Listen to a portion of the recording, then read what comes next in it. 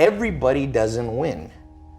And the sooner you wake up to that biology is ruthless, man, then you get a little fear in you. And when you get a little fear in you, you start listening. Because if you're truly afraid, you listen. Let a little fear come in and drive you and motivate you. We're set up for failure because we think we're going north, but we're going south. That's why 50% of people who get married divorce, 80% of businesses fail. That's why 30% of Americans are on some form of antidepressant medication. That's why 60, 70% of people are overweight. I mean, in a way, we're kind of fucked. But we live in a society that's very narcissistic. You're told like, oh, everybody's a winner. No, not everybody's a winner. That's like saying everybody's blonde. There's a definition of what blonde is. Blonde is like this yellowish hair. So you lose meaning when you start going, everybody's blonde. When you see your life and anytime there should be pain, you go, no, no, no, no. It was just how it was meant to be. No, look yourself in the mirror sometimes and go, you know why I'm not happy? It's because I didn't listen 10 years ago and I got in the wrong career. You know I'm not happy? Because I married the wrong damn person. It wasn't meant to happen. Yes, everything happens for a reason. You made a bad choice, but it didn't have to be that way. And the second you build up pain, and this, by the way, is not my opinion. If you talk to guys like Dr. David Buss, top 10 most cited psychologist in history, okay? He's one of my main mentors. He told me, I said, do adults change? Like, we do all this self-help videos and podcasts. I said, am I wasting my time? He goes, yeah, kind of. I said, why? He said, well, after 25, it's very hard to teach old dogs new tricks. By the way, that's why I've changed. Most of my stuff targets people 18 to 25. That's why I do Snapchat and all that, because there's hope for 18 to 25-year-olds. Now, if you're over 25, before you get depressed, he told me, but I have good news for you, Ty. I said, what? He said, adults learn through massive trauma. So you will learn. You have to let in some trauma into your life. And that's rough, but no pain, no gain. Like if you are 100 pounds overweight, and you want to be able to play basketball, here's my news for you. Everything happened for a reason. You got fat because you ate too much and you didn't exercise. So welcome to the gym. And the first year is going to be hell, but that pain hopefully will reprogram your brain that every time you want to eat that nasty thing, go, wait, I don't want to go through that pain again. So I think one of the myths of society is we won't let pain in. We just excuse it all away. Like, no, that was meant to happen. Oh, you wasted 20 years of life and married the wrong person in the wrong career? No. Tom, it was meant to happen. Where's the people who go, you fucked up, dude. You wasted 20 years and you will never get it back. You better go in your room and cry. And the truth is, you only learn as an adult. Unfortunately, most people can only change with massive trauma. Optimizing your life for hustling and grinding is like optimizing your life around going pee. No, pee is something you have to do. It's not the goal. You don't go, woo! You know what my goal is? Hit the toilet 7 times a day. No, but you have to do it to survive. So grinding and working hard and hustling is not what you optimize for. It's pain. Why would you optimize for pain? But it is a necessity. And if you look at an actual scientific explanation of what makes you successful, it is not just hard work. If that's true, construction workers would be the wealthiest people in the world. Waiters and busboys, they work harder than the owner. The most scientific psychometric personality test is called Hexaco. It's more accurate than Big Five, which used to be. It's much more accurate than Myers-Briggs, INFJ, ENTP, all that stuff. So Hexaco tests you on 26 facets of your personality. And one of them is called conscientiousness. And it's been proven over and over by scientists, conscientiousness is the most correlated with business success. Define conscientiousness. So then it divides into 4 sub-facets. Organization, perfectionism, diligence, and prudence. So the real truth is hard work is 25% of the formula because diligence is known in the common language as hard work, okay? So if you just think diligence alone will get you success, you're like a basketball player that thinks you'll play in the NBA because you can shoot free throws. You ever seen the best free throw shooters in the world? They're old 70-year-old men who shoot underhanded, but they don't play in the NBA because the NBA is not all about free throws. So NBA is scoring, defense, free throws maybe is one component, rebounding, assists, there's a lot of components. So the other three you have to get good at. So the first one is perfectionism. People, you have to know how to double check your work. It's that simple. It doesn't mean you're always a perfectionist, but it means when it's important, when you're a pilot of an airplane, double check before you go. If you get on a plane, you hear the pilots double checking, the co-pilot going, hydraulics. And the guy goes, hydraulics. And that's why planes don't crash. And it's called 6 Sigma. It's 3 defects per million. Your goal in business and in life on the important things is to make 3 mistakes per million transactions. And the only way you do that is by being a perfectionist in terms of double checking. So that's 25%. The next one is organization. I can't tell you how much better my life is, and anybody watching this will be, if you wake up every single day and you take 10 minutes. I have yellow notepads sitting all around my house. I got that from Bill Gates. Bill Gates built Microsoft at 17 by locking himself in a hotel room with 6 yellow notepads, and he wrote out the whole basic code for DOS and things that built Microsoft, okay? He became the richest man in the world 18 years straight because he was organized enough to lock himself in a room and think through his day. And so what I try to do, and whenever I do this, I have a great day. Whenever I don't, I notice it. Be organized a little bit, 10 minutes. I actually have this little couch thing outside of my shower, and I put a notepad by it. I take a shower when I wake up. I walk over to that, I kind of sit there, and I just write out, it can be as little as 3 main projects you want to get done that day. So organization is the other 25%. So now, and then you have diligence, which is hard work, hustle, and perseverance. But the last one is the kicker.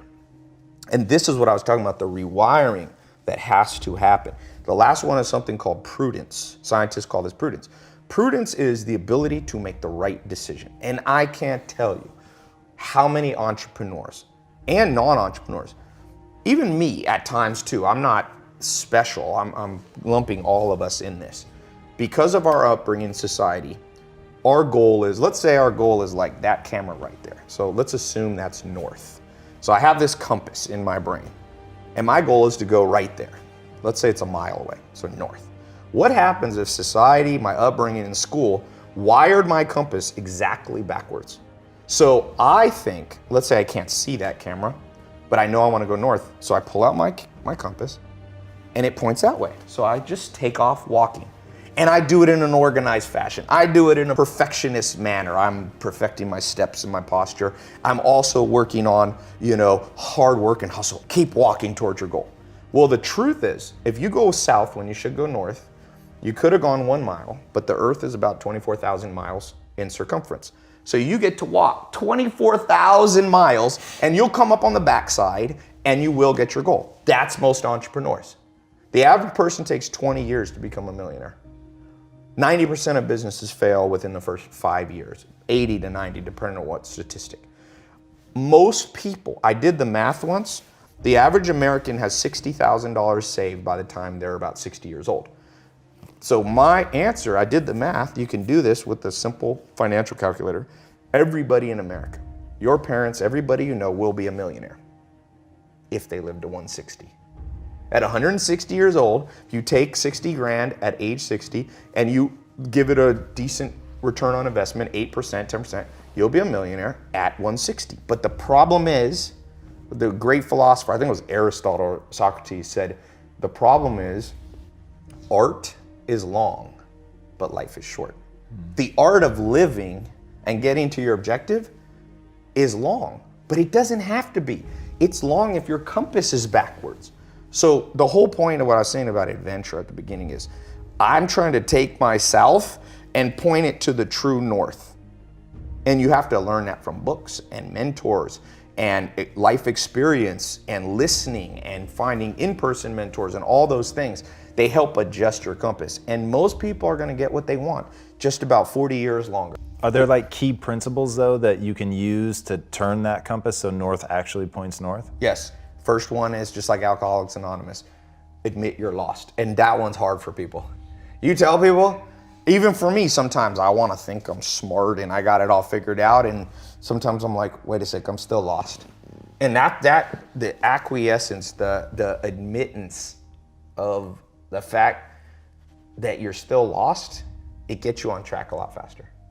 So if you're watching this and you feel lost, it's better to just sit down and be like, I'm lost. Because the day you admit you're lost is the day you allow yourself to be found by people who can give you a tip. But what's the equivalent of that? Because obviously, if you're an entrepreneur, nobody's looking for you. So that's the one They are, catch, though. right?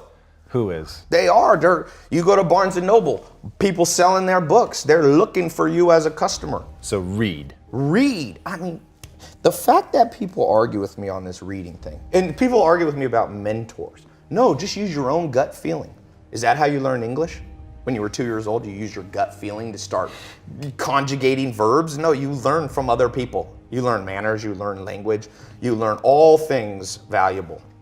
You learn to drive from another person. So doesn't it make sense you learn life? So books are just the mentors who maybe are dead now. You want to learn about Steve Jobs? He ain't alive to teach you. But you can learn through accumulated wisdom. And that's why, trust me,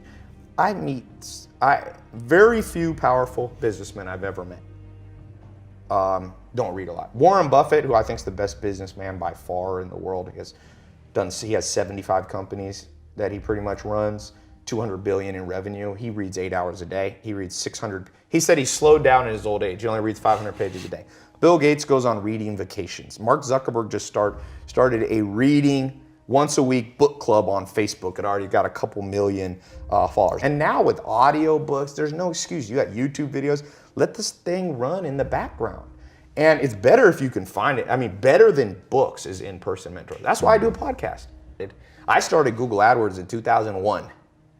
Okay, I got lucky. I just stumbled and I was one of the first people to ever use online advertising. I was in, I think, the second month Google AdWords launched.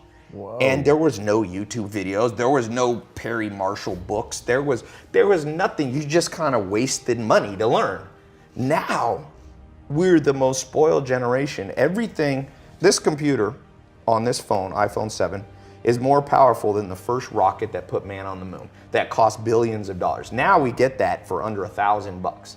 And people are still like, I'm lost. Yes, you're lost. Sit down and then open up Safari and go, how to do Google ads. And you're gonna come up, let's see what I come up with. AdWords, they have their own tutorial. WordStream, Jumpify, you got some paid stuff. Then you have some free stuff on HubSpot. If you sit in a chair, Charlie Munger calls it assiduity. Put your ass in a chair. Sit there and focus without being, the average American right now, the average person in the world, our attention span has dropped to 5 seconds. The sad news is the average goldfish has 6 seconds. We're now competing with goldfish and the goldfish are winning. So if you don't have assiduity to sit down, read, there is no solution for you. You will always be poor because you'll always be beat by somebody who's willing to sit in the chair. Is there a way for people to build that discipline? Yes, pain. And that's why I'm not a big believer in delusion. You asked me one of the rewiring things we have to do in this world. I'll tell you one. You ever heard this myth? Everything happens for a reason, so just accept it. Well, there's kind of truth to that. If I jump off a building and break my legs, yes, everything happened for a reason. The reason was gravity. Like that's why you break your legs, and physics. Legs brittle, concrete not brittle. So, but people interpret everything happens for a reason, be like, well, I was meant to learn from that thing, and then BS. Read Richard Dawkins' The Selfish Gene, one of the most important books written in the last century. He says, organisms that only learn through trial and error lose to organisms that can learn through other people's trial and error. Is anybody here, we got a little live audience, anybody here ever had to be hit by a car to learn to look both ways? I didn't. I kind of learned from just somebody telling me, big car, 2 tons, velocity, smash, dead. And I now always look both ways. So if your myth is that the only way you're gonna learn is just through massive mistakes and trials and error, you haven't read Richard Dawkins' book. If you believe in evolution, or even you don't, you believe in creationism or whatever, why do we have big brains? Because we do have the biggest brains on planet Earth. Not always use them, but we got the biggest potential. It's to be able to, what Richard Dawkins called, project. So you can literally sit in this chair and predict outcomes without having to do them. And because we're all narcissists because of society and Instagram and all this, and I'm guilty of that too, we don't like to be uncomfortable because a narcissist's story to themselves is, you're the best. And so your worldview is messed up. That's a wiring issue. Let me put it this way. I meet people who think they're smart, okay? What it really tells me is they've never been around actual smart people.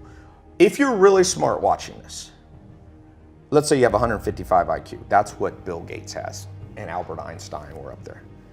My step-grandfather had 155 IQ. He speaks 14 languages fluently. He can write Chinese. He's a chess master. He can play 3 other chess masters without looking at the board while they look at the board and beat all of them. If you're smart, you can do that. If you're not, I got good news for you. Warren Buffett says you only need about a 125 IQ to be very successful. But it's better to stay in your lane and just go, I'm not that smart, but you can hire 155 IQs. But that's an example of what I'm talking about, of this rewiring. Right. So these practical things will change your life. All right, since you have a concept called never be the bitch of your own mind. Yes. What do you mean by that?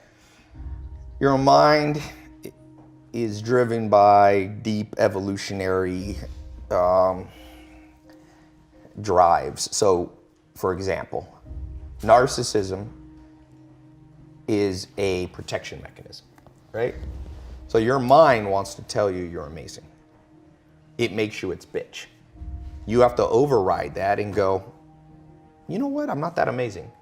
So let me go learn from amazing people. Do you have methods for people to do that? Because I think that's so important. So I tell people, don't trust everything that your mind says. Certainly Yes. don't buy into all of your emotions. Just because you have an emotion doesn't mean that you have to act in accordance with that. But how do you help people get over that? How do they overcome that? I think humans, for the most part, learn by osmosis. So it's hard to lecture people into success. But what you could do is you could inspire people to understand this. So for example, if school system could find all the 14-year-olds and find out what they admire in people, right? It's the reason I show Lamborghinis and Ferraris, because I got a lot of young followers. And you know what 19-year-old guys like? Lamborghinis and Ferraris. So I show that part of my life because then they listen to the other stuff. So first you gotta lead by inspiration. This has been proven over. You cannot pound stuff into people's brain. People actually do the opposite. When parents tell their kids, you gotta read, nobody reads. But if I show a Lamborghini and Ferrari, which is the reward that people want, and then people go, how do you get it? I said, see all these books, I read them and put it, then people, I have more school kids reading books, I think, than anyone in history. I don't say that cocky. I'm telling you, it astounds me because all I had to do was put up a video with Lamborghinis. Right. When you're the bitch of your brain, you go, I'm just gonna freewheel this day. It's very hard to be organized. Dogs aren't organized. Do you ever see your dog organizing day? So if you wanna, you can either act on the animal side, which is just a wing life, or you can operate from a sense of logic and duty. And so I learned somewhat, I'm not even as good as Joel, to not be the bitch of my mind by just being around him for a while. And so that's the best way. Find somebody that you look at them and you go, this is a person of discipline, motivation, self-motivation.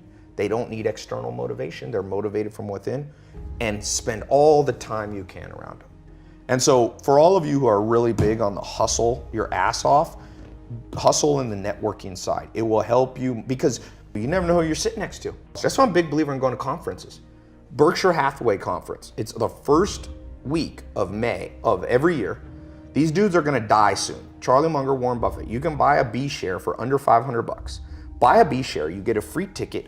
It's insane. You sit there with 2 men on stage in a stadium of 18,000 of the top investors in the world. Wow. It costs you under 500 bucks. You sit there, it's only one day. I fly into Omaha and fly back out almost the same day. And you walk out just motivated. You're with the guy that their business, you know, we meet businesses and they're like, oh, I'm doing 100 million a year. They did 200 billion in revenue last year. I see people making fun of the Kardashians. I'm like, you're gonna make fun of the Kardashians? Look, Kylie Jenner, the youngest Kardashian, in the last 18 months has done $400 million in revenue on lipstick kits and various makeup things with Kylie Cosmetics. Put that in perspective. L'Oreal, Maybelline, massive brands. It took them 50 years as an organization with thousands of employees to do what Kylie Jenner did by herself at 20 at 18. You're gonna laugh at the Kardashians? Do you have to agree with everything the Kardashians? No. But like Abraham Lincoln said, I learn from everybody, even if sometimes it's what not to do. So you can just go into the Kardashians, reverse engineer their success, go, I like this, I like this, I like this, I don't like that, then leave out what you don't like. If you can pick up one gold nugget, whether it's from an in-person mentor, whether it's from a book, you become very wealthy in knowledge very quickly. One nugget a day. One nugget a day. It's like Charlie Munger, Warren Buffett's business partner, said, step by step you get ahead, but not necessarily in fast spurts. But you have to prepare for the fast spurts by learning step by step. Like you want to become like a supercomputer where you just download smart crap from smart people. And you pick and choose. Like some people are like, Ty, I don't agree with everything you say. I'm like, good, I don't agree with everything I say. Like a year later, I'm like, wait, I was wrong.